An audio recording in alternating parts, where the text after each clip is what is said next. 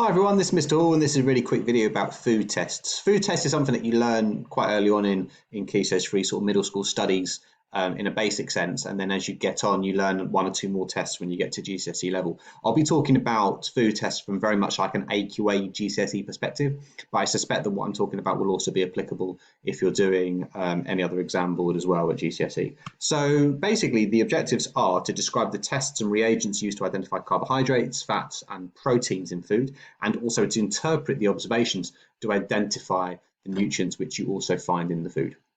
So first off, you need to know the test basically for 4 different nutrients in food. They are sugar and starch and protein. Now these 3 are directly mentioned in the AQA specification. All right, so if you are doing AQA, you definitely need to know these 3. There's also fats or lipids or lipids. They may be mentioned in an AQA sort of perspective, but I looked through the specification. I couldn't really find any direct mention of it, but still something worth knowing just in case they throw it in an exam and ask you to deal with some information based on it. So let's start with sugar. Now, in order to detect sugar in food, you have to add Benedict's reagent, and Benedict's reagent is a blue liquid. If it does contain sugar, it will turn from blue to brick red, okay? Now that color's on a spectrum, so it's not going to be like brick red if it's got it and blue if it doesn't. It depends on how much sugar and how concentrated it is in your given piece of food. Now, if you look at this image here, this actually shows it quite nicely. So this is what Benedict's solution looks like normally, this one here. If it contains a little bit of sugar, it'll turn slightly green. If it has a decent amount of sugar, it'll turn orange. And if it's really, really sugary, it will turn red. So that's kind of, you can see as it becomes more and more red as you go from left to right, where you've got lots of sugar over here and sort of over here you'll have no sugar. So it's on a sliding scale. So that's the test for sugar. For starch, you have to add iodine to food. Now, iodine is usually like an orangey brown liquid. Now, if it turns blue-black, and it's really important you get the wording right here, it's blue-black, then you know you've got starch. And this is an example of what it might look like. So what you have to do is literally add the drops of iodine to the food, and there might be something starch heavy like bread or rice or something. And you can see over here that it's still maintaining that kind of light browny orange color. So you know that has no starch in it. Okay, which is a form of carbohydrate. But here you can see it's gone pretty dark, and in that case it does have starch. All right, and if it does have starch, it'll be like really deep blue-black. Okay, it'll be really obvious that it's got it. Okay, and that's the test for starch.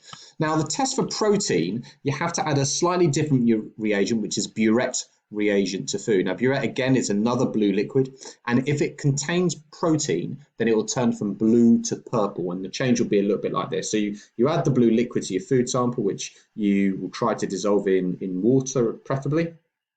And then if it contains it, it'll turn this purple color here. And then if it doesn't, what you'll have is just a liquid that's gone a little bit blue because of the addition of that burette reagent. Okay, so it's pretty obvious when you see the purple, but that's how you do that test. So that's starch, sugar, and protein. Now the final one, and it may or may not come up depending on the specification you got, is fats. Now there's lots of different tests for fats. One of them that you could do is you get a bit of filter paper and you rub the food against it, and if it leaves a kind of oily mark, it's got some fat in it. That's kind of a crude way of doing this. Another way of doing it is adding ethanol to food. So what you could do is you could add ethanol to it, and then once you've added it and maybe heated it up for a while, you then place the ethanol in cold water. And what you get is a milky white emulsion that forms, okay, kind of this layer. So you can see here I've got my sample of food, which might be at the bottom over here, and you've got this 95% ethanol. Give it a bit of a heat up, and then you add that to distilled water, that solution there. And then if it does contain fat, you'll see an emulsion build at the top. It may not be that big, it might just be a very small little layer that builds up, but if it has it, it's got some fat. If it doesn't have any fat, then there'll be no layer.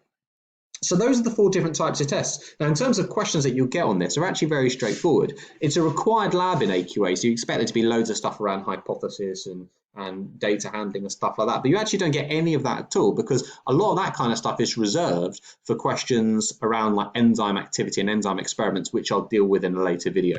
But here what you're likely to get is just questions which are around recall of identifying the test for a particular nutrient and the result. So you might be asked, okay, well, what's the test for protein? What's the positive result? And they often tend to be 2 markers and nothing too complicated. So it's relatively straightforward stuff to be assessed on.